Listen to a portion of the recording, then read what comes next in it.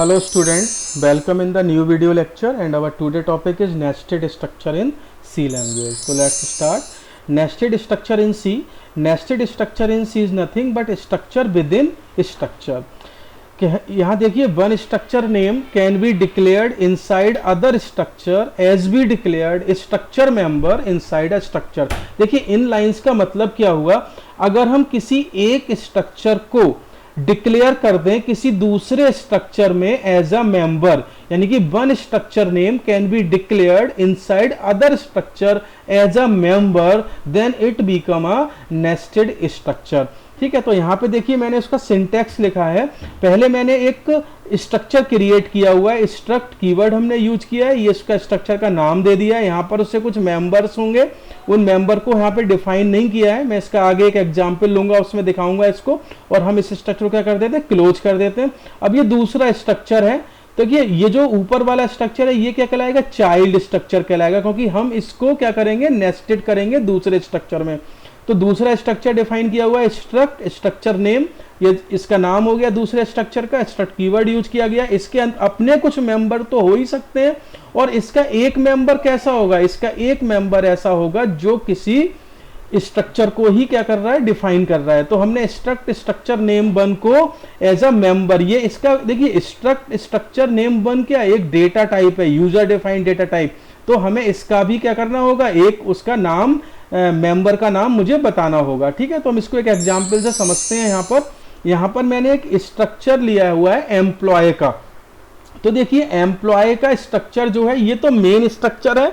पहले हम child structure को देखते हैं. चाइल्ड स्ट्रक्चर का मैंने नाम दिया, स्ट्रक्ट कीवर्ड यूज किया, डीओबी डेट ऑफ बर्थ नाम से बनाया हुआ है. इसके देखिए डेट ऑफ बर्थ में क्या क्या होता है, एक तो आपकी बर्थ डेट होती है, मंथ होता है, ईयर होता है, सभी इंटीजर होते हैं. तो मैंने इंटीजर टाइप के ये तीन वेरिएबल यहाँ पे डी एम एम और वाई नाम से क्रिएट किए हुए हैं.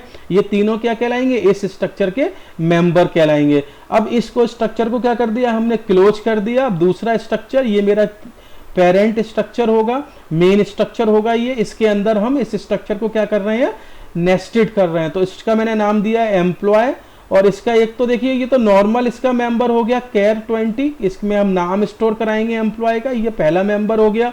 और इसका एक मेंबर कैसा है, जो कि खुद ही एक स्ट्रक्चर टाइप का है, स्ट्रक्चर टाइप का यूजर डिफाइंड डेटा टाइप है. तो स्ट्रक्ट डीओबी ये तो उसका डेटा टाइप हो गया यूजर डिफाइन, और इसका हमने मेंबर का नाम दे दिया D1. अब इसको हमने क्या कर दिया, क्लोज कर दिया यहाँ पर, क्योंकि स्ट्रक्चर को हम क्लोज करते हैं कर्ली पैरेंथेसिस से और सेमीकोलन भी लगाते हैं. अब यहाँ पे हमने क्या किया है, यहाँ पर हमने एक जो मेन स्ट्रक्चर है उसका एक वेरिएबल क्रिएट किया है EMP नाम से.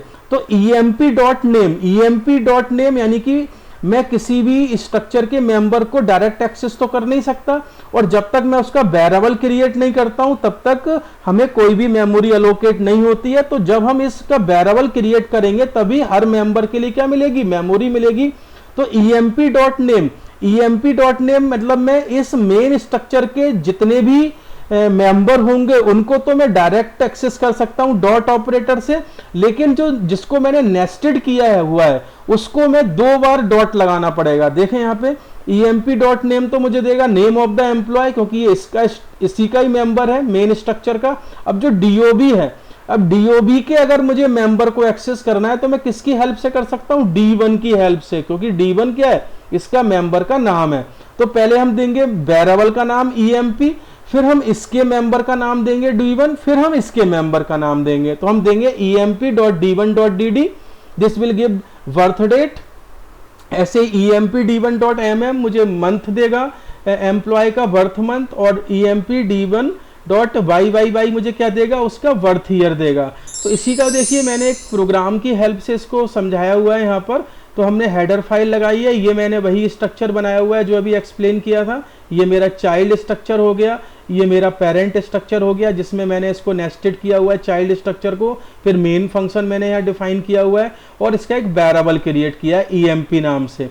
तो एंटर एम्प्लॉय नेम को मैं इनपुट करा रहा हूँ यहाँ पे %s, EMP डॉट नेम, क्योंकि स्ट्रिंग को इनपुट कराते हैं तो एम्परसेंड साइन नहीं लगाते हैं. फिर एंटर बर्थ डेट को मैं इनपुट करा रहा हूँ %d, अब बर्थ डेट कैसे इनपुट होगी, इंटीजर टाइप है तो %d, %, EMP पहले वेरिएबल का नाम, फिर D1 यानी कि जिसको नेस्टेड किया हुआ है उसके मेंबर का नाम, अब किसको नेस्ट किया हुआ है इस वाले स्ट्रक्चर को, फिर इसके मेंबर का नाम आएगा।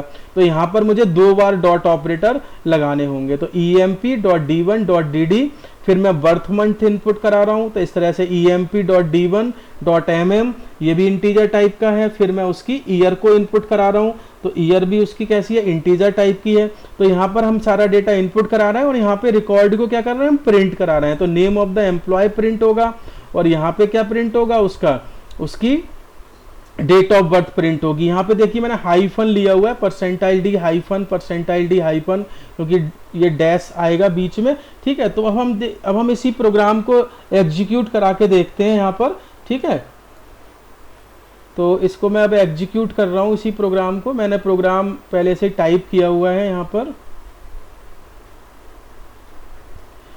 देखिए ये हमारा प्रोग्राम है, ये वही प्रोग्राम है जो मैंने अभी आपको बताया था।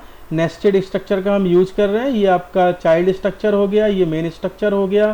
देखिए स्ट्रक्चर मैं आपको ऑलरेडी डिस्कस कर चुका हूँ कैसे हम बनाते हैं, बस यहाँ नेस्टेड स्ट्रक्चर का ही लॉजिक हमें समझना है। ये हमने उसका वेरिएबल क्रिएट कर लिया है, फिर ये नेम इनपुट कराया है, फिर ये डेट ऑफ बर्थ इनपुट कराने के लिए, मतलब डेट हम इनपुट कराएंगे, बर्थ डेट, तो उसके लिए हम 2 बार डॉट ऑपरेटर लगाएंगे क्योंकि डायरेक्ट हम एक्सेस नहीं कर पाएंगे, नेस्टिंग की हुई है। तो ये वही कोड है जो मैंने अभी आपको दिखाया हुआ है। मैं अब आपको इसका एग्जीक्यूशन दिखाता हूँ। तो कंपाइल कर लेंगे पहले, कोई एरर नहीं आ रहा है। अब हम इसको एग्जीक्यूट करा देंगे। तो सबसे पहले हमसे क्या पूछ रहा है, एम्प्लॉय का नेम पूछ रहा है। एम्प्लॉय का नाम आप दे सकते हैं, सपोज मैंने एम्प्लॉय का नाम दे दिया दीपक।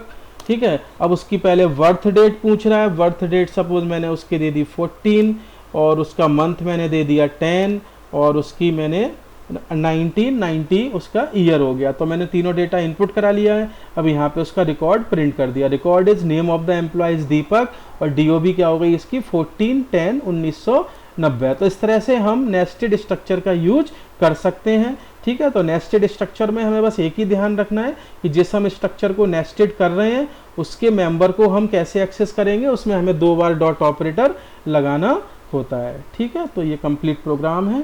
Thank you.